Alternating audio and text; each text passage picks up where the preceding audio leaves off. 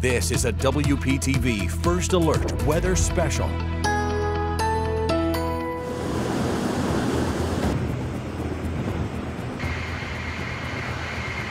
Forecasters predicting one of the busiest hurricane seasons on record. And the Sunshine State could be ground zero for it all. Setting up for a season with a potential to shatter Florida's fragile insurance market. Florida is always in play when it comes to hurricane season. I hope it doesn't happen, but who knows? And the state's population boom. Many getting ready to ride out their first storm season, what everyone should be doing right now. I don't need them to be ready for 3, 4, 5, 6 storms. I want them to be ready for their storm. Florida's first responders developing a plan of action with a new life-saving tool that could help after a storm strikes. You guys like actively prepping for a busy season? Every year we do. Every year we do. I'm First Alert Chief Meteorologist Steve Weigel at the House of Refuge on South Hutchinson Island. 2024 brings a big milestone. It was exactly 20 years ago that Hurricane Francis and Jeanne made landfall in this exact location. The storms roared on shore less than 3 weeks apart. Francis as a Category 2 in early September, followed by Jeanne in late September. That storm bringing winds upwards of 120 miles an hour. And while they officially came on shore on Hutchinson Island, their impacts were widespread. The combined damage caused power outages across the state, with at least 2 million Floridians losing electricity. Jeanne also brought the deadliest storm of 2004.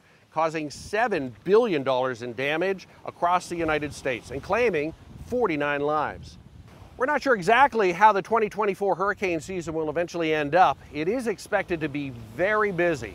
We'll get to that in just a moment. But first, Florida's insurance crisis. Matt Cesny has been spending the last year looking at the issues facing Floridians with homes. And he takes a look at how this season may impact a very fragile insurance industry. Right now, it's still very much a numbers game for insurance companies. Hurricanes are certainly a possibility this year, and there are only probabilities on where a hurricane may hit. It's really no surprise the state is right in the crosshairs every hurricane season. Florida is always in play when it comes to hurricane season. Mark Freelander of the Insurance Information Institute says the industry is watching all of this closely, particularly predictions from Colorado State University that show Florida with a 75% risk of being impacted by a hurricane. And in our part of Florida, looking at a better than 50% chance of being impacted by a named storm. The overall trend is more activity for the Atlantic coast versus the Gulf Coast, and Florida with the highest probability of any state for direct landfalls. Florida's southeast coast, popular and heavily populated, it brings the greatest property risk in the state, and the numbers could be staggering, well beyond the $60 billion loss from Hurricane Ian in Fort Myers. And it could significantly set back a statewide insurance industry that's now trying to stabilize. Large loss events always impact insurance markets, no matter how strong those insurance markets are. If you have a heavy volume of loss activity during hurricane season, it's going to change the dynamics. I'm Matt Cesny. Forecasters are expecting a very busy hurricane season. Part of the issue is the transition from an El Nino to a La Nina.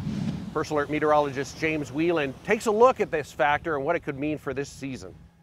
Yeah, Steve, and that's really the main component that we're looking at this season. With no El Nino, that means there's less shear, and that'll allow more storms to grow and be able to become tropical storms or hurricanes. Plus, on top of that, warmer water temperatures and slower trade winds, too. Let me show you how that all plays out. First, we have the El Nino. That's the warmer waters off South America that in turn produces some strong shear, which inhibits and weakens storms from forming, doesn't allow them to form too much. Now, what happens if we reverse that? We flip this to now cooler water, which is an El Nino. That means there's less shear, and that allows storms to be able to grow and strengthen more, and more of them will grow and strengthen as they come across.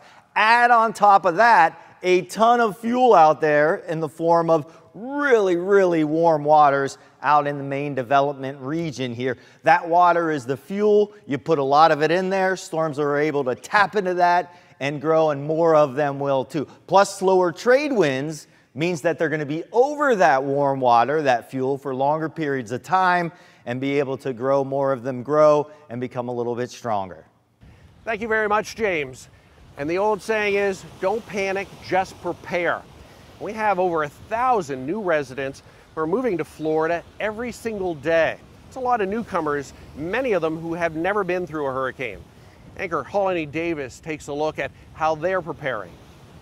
That Jill helped me to organize. So you're still kind of in boxes here, huh? After 30 years, Robin Pitch finally decided to join her family, shoving off the brutal winters in Pennsylvania for the perks of Florida's sunshine.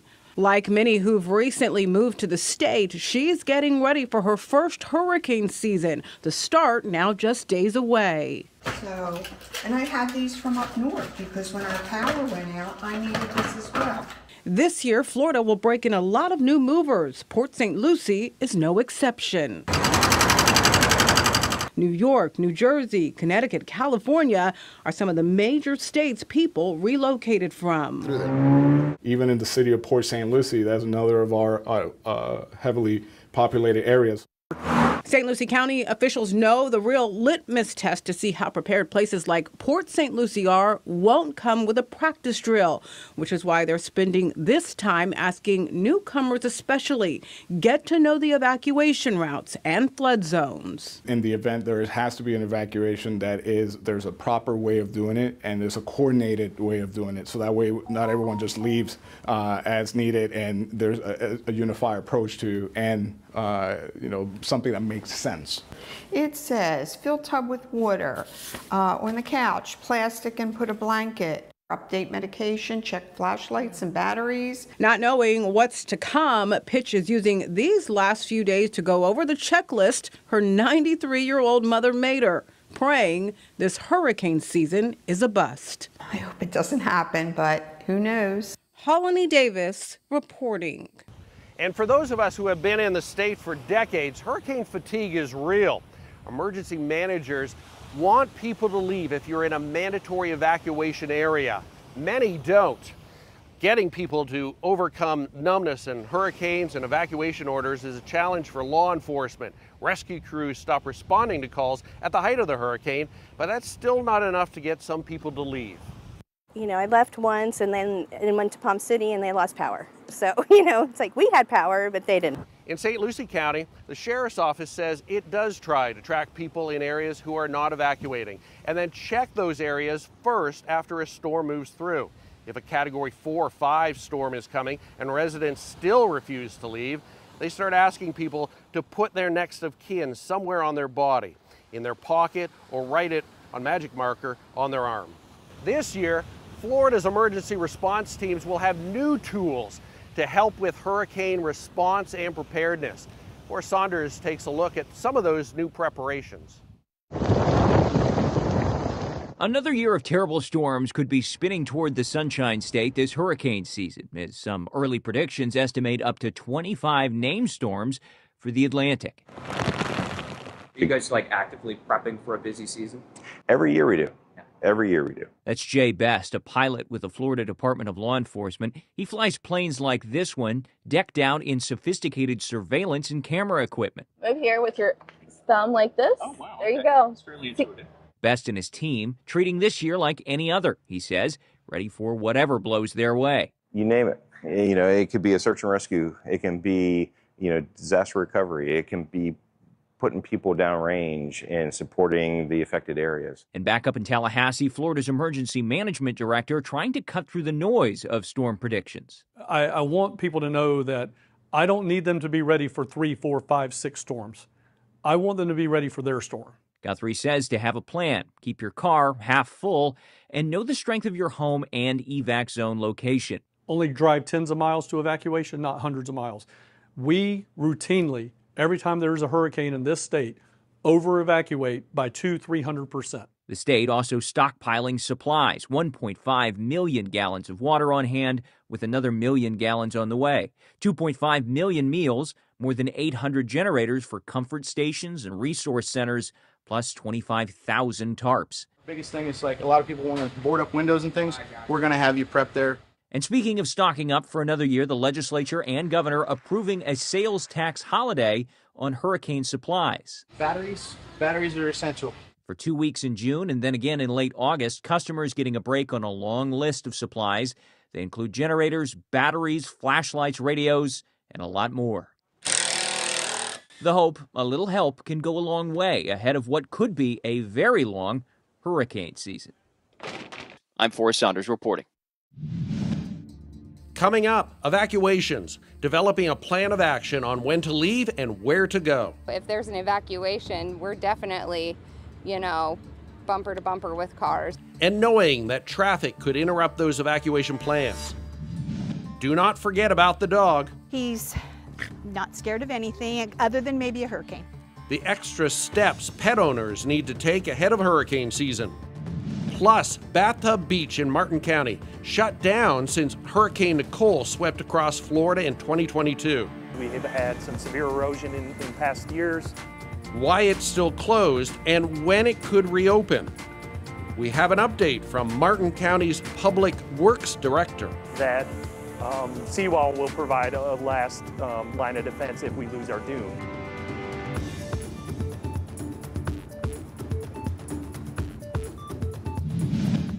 You're watching a WPTV First Alert Weather Special. We always tell people, get your plan in place now. Find out if you're in an evacuation area now and know the evacuation routes out of the area in case a tropical storm or a hurricane threatens. Megan McRoberts takes a look at another issue, clogged roads before the storm hits. South Floridians know hurricanes are not to be taken lightly. When we issue an evacuation zone for an area, we issue it far enough in advance to where individuals can safely leave that area. One thing that does not always run smoothly in western Palm Beach County is traffic. North Lake is a nightmare. North Lake, Southern Boulevard, Okeechobee. The usual suspects and the frustrating traffic jams. Definitely the traffic getting heavier out here. And it's no fun for anyone involved. Traffic's bad when you have kids too in the traffic jam. It gets a little, you're frustrated, but they're frustrated in the backseat. We reached out to county engineers who say they are aware of the problem. Well, yeah, North Lake is a challenge because that's a major east-west corridor. And, Avenir development has been undergoing the last couple of years. And of course, you got Westlake. With the population in western communities like Loxahatchee, Westlake, and Avenir booming, Palm Beach County says there is no quick fix for an easy east to west evacuation. The challenge is that you have very few east-west corridors that move that traffic. And so if you wait until the last minute, you may be sitting in traffic for an extended period of time. But county engineers do have some advice. For this hurricane season, I think the key thing is being prepared. And if there is a major event storm, if the option is to leave early, I will leave early. And some residents are also worried about access to essentials after a dangerous storm moves through. This was our first hurricane season. Very different. I'm like, where's the water? You can't get water, you can't get gas. It was crazy, very insane. Those necessities are a big reason why hurricane season is something to take seriously. And that includes having a road to safety. Your main roads that everybody takes every day, those are already congested as it is. So if there's an evacuation, we're definitely, bumper to bumper with cars. There's no other route. Pay attention to media outlets like yours to get the latest information. I'm Megan McRoberts reporting. One of the biggest questions I get asked is, what do I do with my pets as a storm threatens? It's one of the questions that should be answered well before the storm arrives. In St. Lucie County, there are limited options for pet shelters. Hani Rodriguez looks at some of the evacuation options for you and your pets. Peanut, Rufus, and Leo spend most afternoons at the dog park in Port St. Lucie. He's not scared of anything other than maybe a hurricane. Peanut's safety is top of mind ahead of hurricane season. After we've got the house all shuttered up, it's like now we need to make sure he's safe and feels comfortable. That's the sentiment shared amongst these pet owners. Rufus is like a little kid or a little baby. Jerry Bakes, Rufus's owner, says Rufus gets along well with other dogs and is crate trained, which is a good thing in case they ever need to evacuate to a shelter. I have to sneak in some treats when nobody's looking. Right now, St. Lucie County's only pet-friendly shelter is located at Westwood High School in Fort Pierce. And according to Ron Guerrero, the county's public safety director, he feels confident that's enough. We've been fortunate enough where we've been able to manage the numbers. We're working with our partners at the St. Lucie Public Schools to identify a additional location where we can have as an alternate should that first location exceed capacity. The more that they can do to help pet owners, because again, they're our babies. Maria Valencia is the Animal Safety Division Manager. She says due to state health and safety regulations, you won't be allowed to shelter in the same room as your pet. The people are housed separately from the pets. The pets stay in crates during their stay at the shelter. And during that stay, there are designated times that you can actually go to the pet side to take care of your animal. This will be Debbie and Peanut's first hurricane season together. We're trying to think of, for hurricane season coming up, like what can we do if he can't get outside to use the rest to go to the bathroom. She shared this idea with us. I was thinking maybe just getting some sod from like Home Depot a couple days if we know there's a hurricane coming, and putting it in the garage, and maybe he'll do that. And until then, he'll enjoy as many belly rubs as he can get. I'm Hani Rodriguez reporting. And good news, St. Lucie County is opening a new, additional pet-friendly shelter this season. It's located at the Treasure Coast High School in Port St. Lucie. In 2022, Hurricane Nicole officially made landfall on North Hutchinson Island. It came on shore as a Category 1 storm, costing the state $500 million. Bathtub Beach was shut down because of storm and erosion from Nicole. It still hasn't reopened to the public. A popular spot is now the site of a massive renourishment project. Jim Gordon from Martin County is joining me now. We'd like to talk about Bathtub Beach. What's the latest on the project? So Bathtub Beach, there's actually 3 projects that have occurred out there. The first phase of the project is a seawall that was installed on the east side of the dune line. The second project, which is just wrapping up right now, is a beach renourishment where we restored the dune and we actually covered that seawall completely with the dune, and also restored all the sand that was lost during Hurricane Nicole. And then the third phase, which we just awarded a bid for, is to install a seawall on the west side of MacArthur Boulevard. So you just finished the renourishment part of the setup. Are you worried about this year's hurricane season possibly putting a dent in that part of the project? It's definitely possible. In fact, the sand that's on the beach is intended to erode so that we don't lose upland facilities. We're prepared for any storm events that might occur as best we can. So you've been fighting this for years and years. I've been here 25 years. I know when Francis and Jean, it was a big issue. You are expecting that this is going to help mitigate what you have to do in the future. Yes, so we will still have beach erosion. Beach erosion is natural. It occurs everywhere, not just in Florida. What that seawall does is it's the last line of defense, and it erodes back to the seawall and can't go any further than that. So when we have those large wave events and storm events, in the past we used to haul hundreds of truckloads of sand to protect that road. We no longer have to do that because we have that seawall. A lot of this is being done because the road in that area is below the elevation of the rest of the road down through Bathtub Beach, and we want to build up that part of the road. Yeah, the reason that this particular portion of the road was identified is because it's the lowest section of MacArthur Boulevard that we have left that isn't protected, and we have seen it overtopped. We wanted to raise it up so that it isn't as much of a concern. And secondly is to install the seawalls on either side so we don't have the potential for the road to wash out in that location either. With hurricane season approaching, when do you think this will finally be done and people will be able to access? The third phase that we just awarded is a 270-day contract, so as long as we don't have any severe weather or anything that would push back the timeline of that, we think that the beach will be open in about a year, a little less than a year.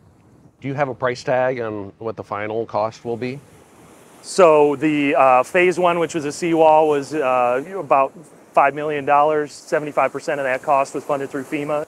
The second project, a $2.5 million project, that one was funded with FEMA funds due to Hurricane Nicole to restore the beach, because the dune and the beach itself actually protect the upland areas. The last phase is just under $3 million. That one we were lucky enough to get 75% funded by FEMA, and then another 12.5% was funded by the state through DEP. All right, thanks, Jim. We really appreciate all the information, and good luck with the project, and hopefully it'll be a quiet hurricane season. Sir, my pleasure. With a cleanup price tag of over $200 billion, Hurricane Katrina back in 2005 has ended up being the costliest hurricane on record. It made landfall as a Category 3 just south of New Orleans. Hurricane Harvey is the second most expensive storm. It came on shore as a Category 4 in 2017 near Houston, causing more than $1.5 billion in damage. And Hurricane Ian is now the third costliest storm and the most expensive for the state of Florida. Less than 2 years ago, the Category 4 hurricane devastated southwest Florida, with cleanup costs surpassing $117 billion. It made landfall near Fort Myers Beach, the small island community still marking milestones since the storm. Its first gas station opened back up in April. Hundreds lost their homes in the aftermath of Hurricane Ian, and many have been struggling to rebuild ever since. But one teacher found a unique and affordable way to stay in the area. Joe Lopez has the story. Just north of Sanibel Island in Fort Myers Beach sits the small island town of St. James City. I am so blessed to have all these guys here working together. And as the sun begins to rise, so does Gail Landis's new home. It has been a very, very long road. It's been almost 2 years since Ian destroyed Gail's home, forcing her to live in an RV while continuing to work as a teacher in Cape Coral. It's just me, I'm a teacher, and this was affordable for me to do and safe. And I just want people down here to know that they can do this and they can put a home here that's safe. Gail says her new tiny home was built by Cornerstone Design Build out of Longwood, Florida. And she says it cost her a fraction of what she would have had to pay for a traditional home, only about $150,000. As neighbors gather around to watch a giant crane lift Gail's new tiny house onto the pilings. You guys want to help me grab that mattress and get it closer? The contractor who helped make it happen says he expects to place around 20 more of these homes in the area before the end of the year. Our family lives down here. Tristan and his wife Morgan Thompson installed the pilings that the home will sit on. I think this is going to be like the new standard for Southwest Florida. Gail says her home can handle 180-mile-per-hour winds and is equipped with impact windows and doors. It's a sense of security for Gail. I've either been jumping up and down the air or crying, so. The chance to finally feel like she's home, that brings with it both laughter and tears. It's a crying moment right now. I'm Joel Lopez reporting. Still ahead, a looming threat each year, destructive storms fueled by the heat. Of energy that is given by the heat that is contained in the ocean. How extreme ocean temperatures could impact the upcoming hurricane season. Storm surge historically has been the #1 killer. Predicting how high the water will rise, scientists at the National Hurricane Center fine-tune their storm surge forecast. You're worried about scratches, debris like chips. Keeping your car protected when severe weather strikes.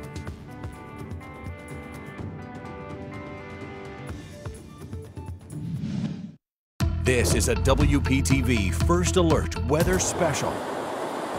Rapid intensification could be a key theme for the 2024 hurricane season. It's extremely warm. Storms fed by above normal ocean temperatures. And the higher the winds, the higher the water will rise. Water up to here in the house. From storm surge to tornadoes, hurricanes bring all sorts of dangerous weather conditions. It has the ability to destroy homes, move homes off their foundations, move cars. It really is life-threatening. We know one thing for sure, warm water in the Atlantic has a big impact on the number of hurricanes that form during the season. And it is extremely warm this year. And that's the reason we're expecting a very busy season.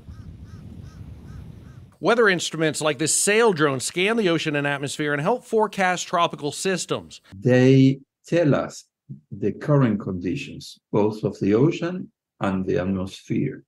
And that is critical to know. If we know where we are, it's critical to know where we're heading to. What they're showing is warmer than normal ocean temperatures, which is one of the reasons why NOAA is predicting a busier than normal hurricane season.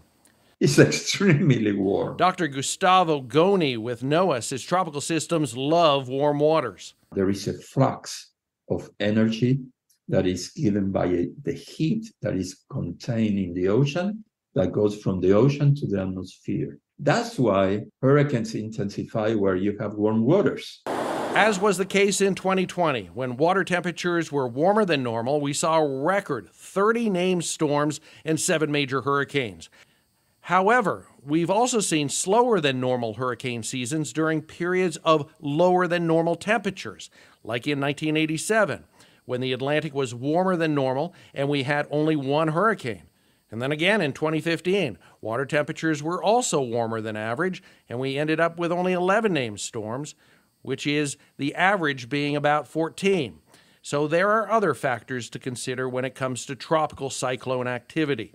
I mean, there are so many conditions. Conditions like Saharan dust, the salinity of the ocean water, rainfall, African monsoon season, whether or not we're in an El Nino season, and much more. We have always have to keep in mind that you only need 1 hurricane going through where you live or through a community to make it a bad season.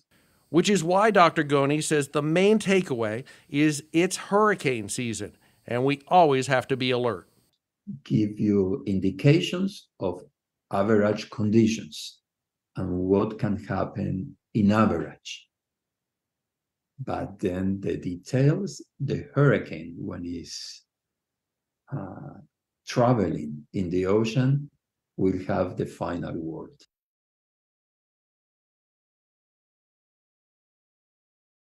This hurricane season, it's very important to stay aware of the alerts for your area.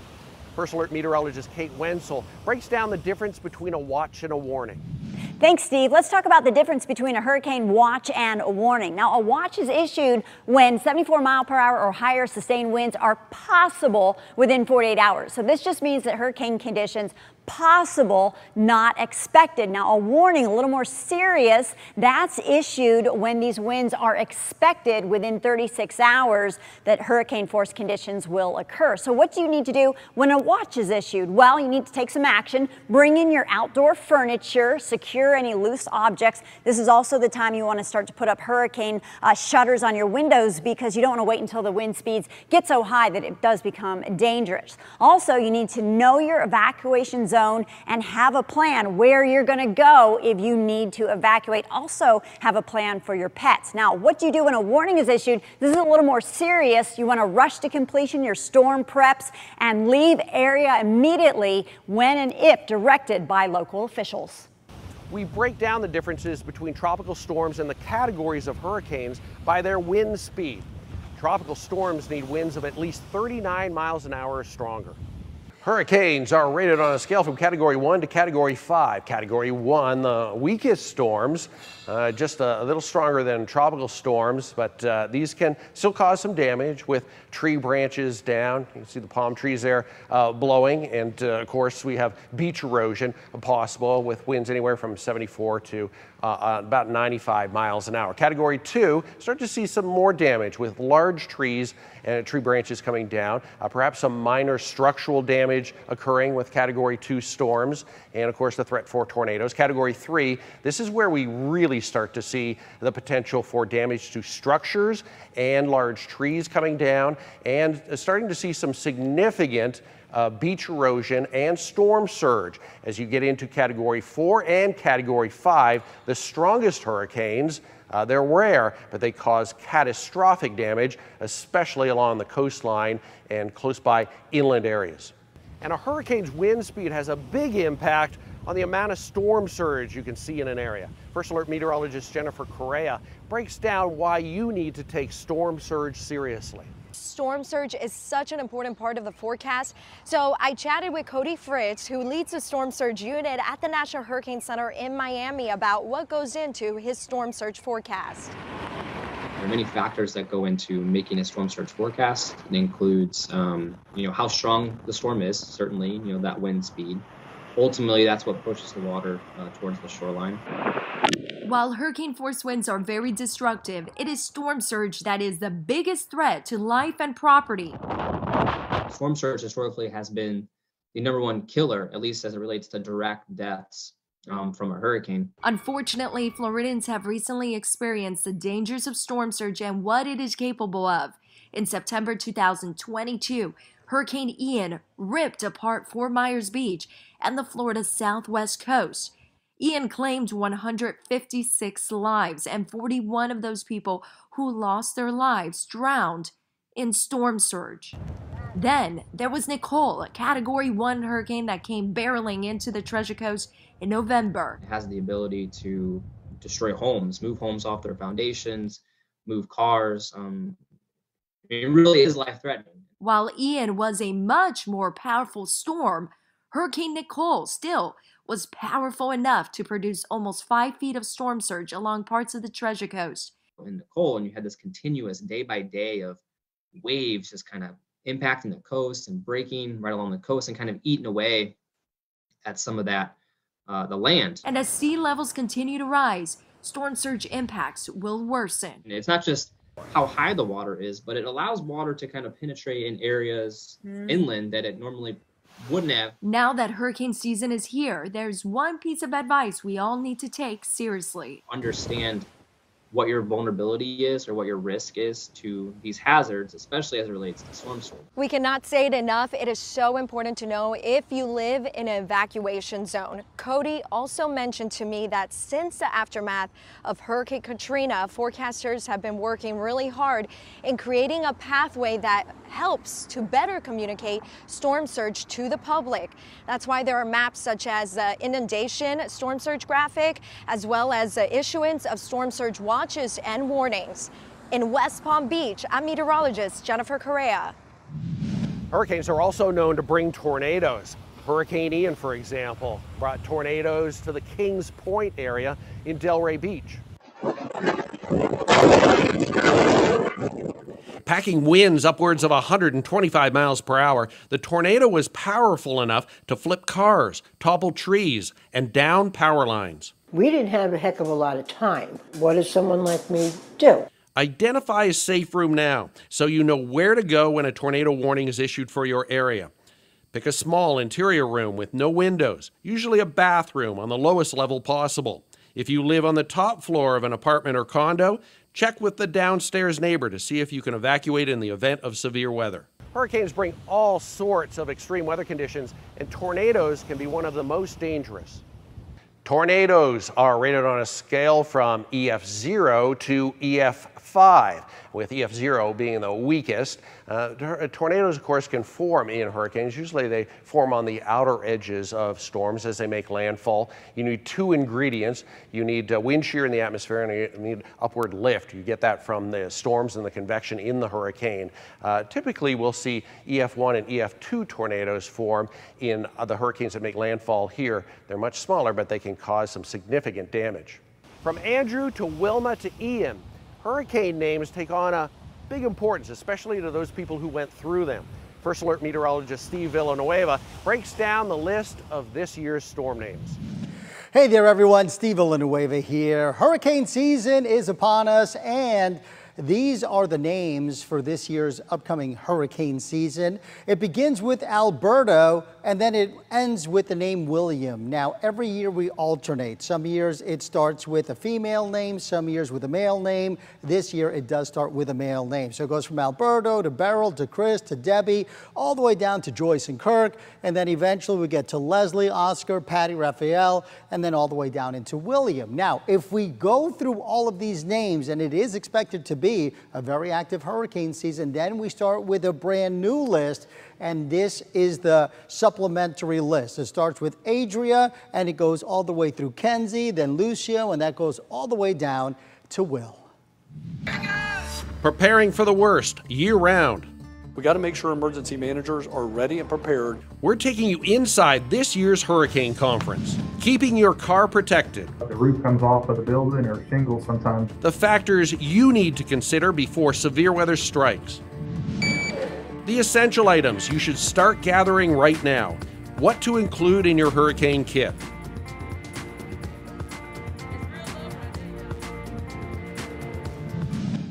You're watching a WPTV First Alert Weather Special. We all know by now the 2024 hurricane season is expected to be a very busy one, but emergency managers around the state and around the country are preparing year-round. One of the ways they do that is attending the National Hurricane Conference. It was held in Orlando. They take a look at the best practices and what they can take away, lessons learned from last year.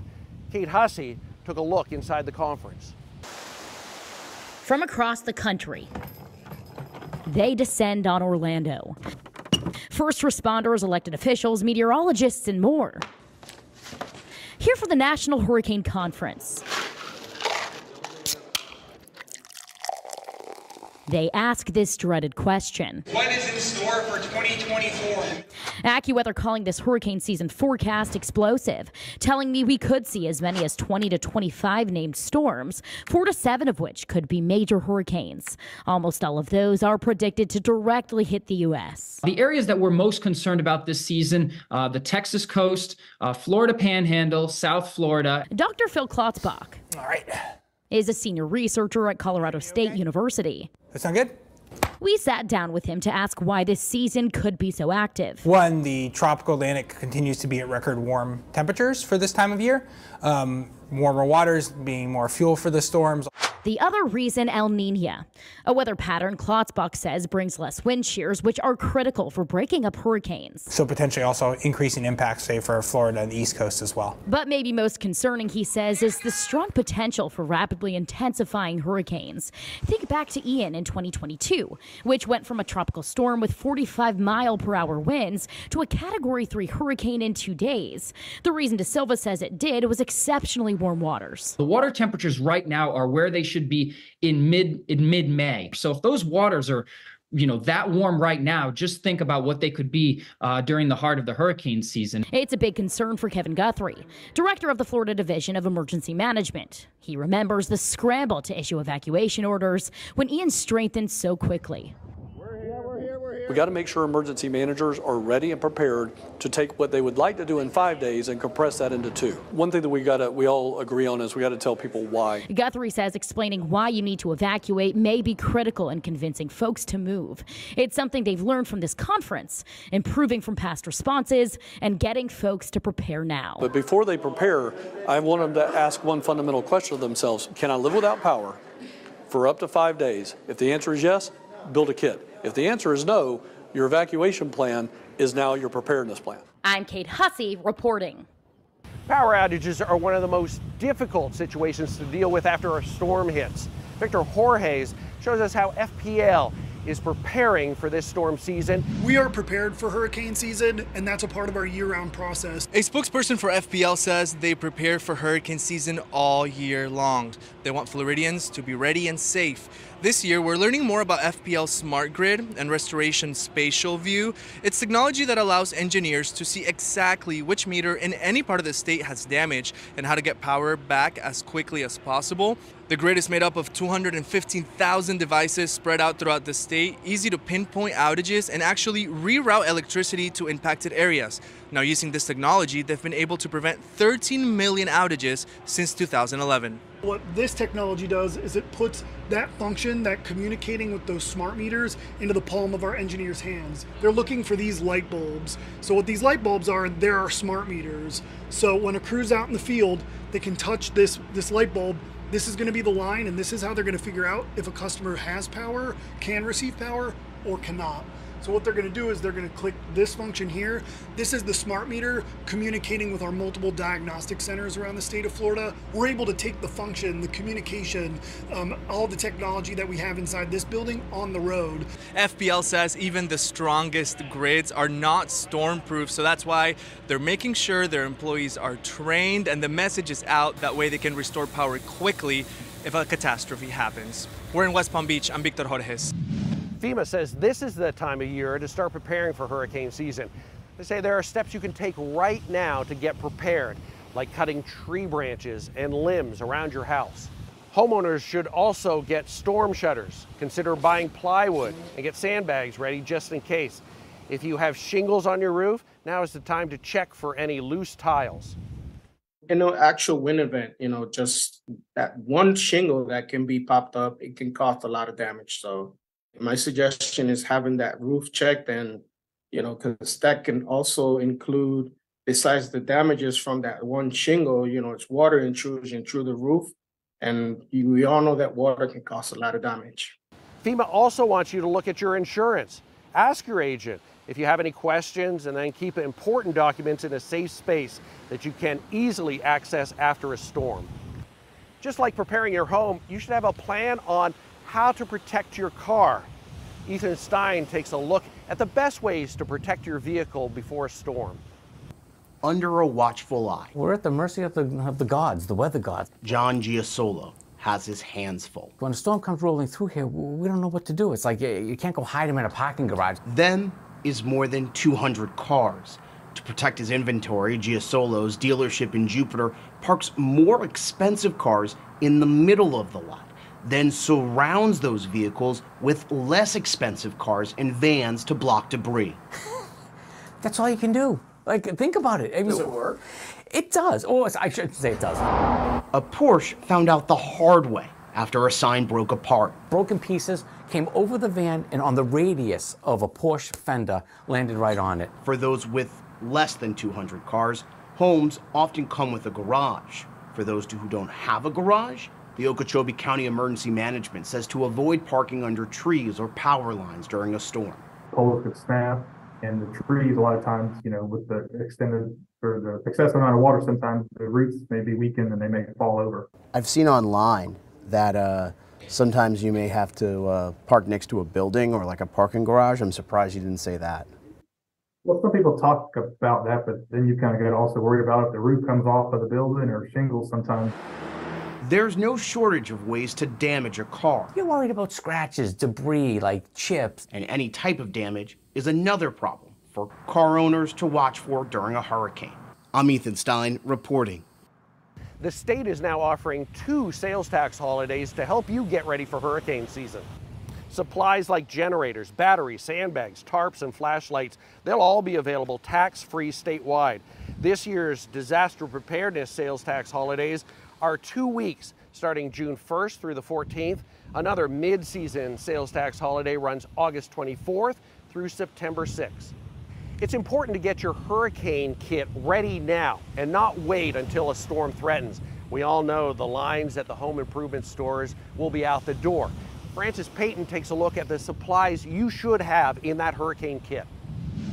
Hi, I'm meteorologist Francis Payton. As we are gearing up for the hurricane season and you're preparing your home, you're getting your insurance plans, and as well as, of course, any plans for your pets too, you want to make sure that your hurricane kit is actually well prepared and well stocked too. I'd prefer to have a nice dry bag as your hurricane kit. After all, with these hurricanes, we're talking about a lot of rainfall across the area. You want to have a first aid kit in that kit, of course, looking at bandages, but also I expect to add in some wound cleaning supplies, maybe some rubbing alcohol pads, maybe even some antibiotic ointment. In addition to that, have some nice dry food rations, and also have a BPA-free water bottle. And with that, if you can't find a good water source, have some water purification tablets to throw into your water bottle. In addition to those few items, make sure you do have an emergency power station. There are some portable ones that you can find, and there's some that are even weatherproof as well. And then, of course, you want to include potentially that survival whistle, even that light stick if you do need to get someone's attention or emergency management's attention. And lastly, I wouldn't rule out adding a multi-function tool in the bag. You never know what you might need if caught in one of the worst case scenarios. Our 2024 weather special continues after this. It doesn't matter if this is your first hurricane season or you've been through them for decades. You want to get a plan in place now. It takes so much stress away when a storm threatens. Know where you're going to go. Know if you're in an evacuation area. If you have to leave, where are you going to stay? We recommend staying in your county or a neighboring county at a family or friend's house. You can also depend on us to track the tropics all season long and bring you the latest information from the National Hurricane Center. Download our WPTV Hurricane Guide for detailed information on your area, like a county-by-county checklist of shelter options, emergency numbers, and critical supplies. And should a hurricane form, we'll be tracking it on the WPTV News and Weather app. Download it by scanning the QR code on your screen. You can also get the latest updates posted on our website, WPTV.com. Thank you for joining us on this First Alert Weather Special. From all of us at the First Alert Weather Team, we hope you have a safe hurricane season. Thank you for watching this WPTV First Alert Weather Special.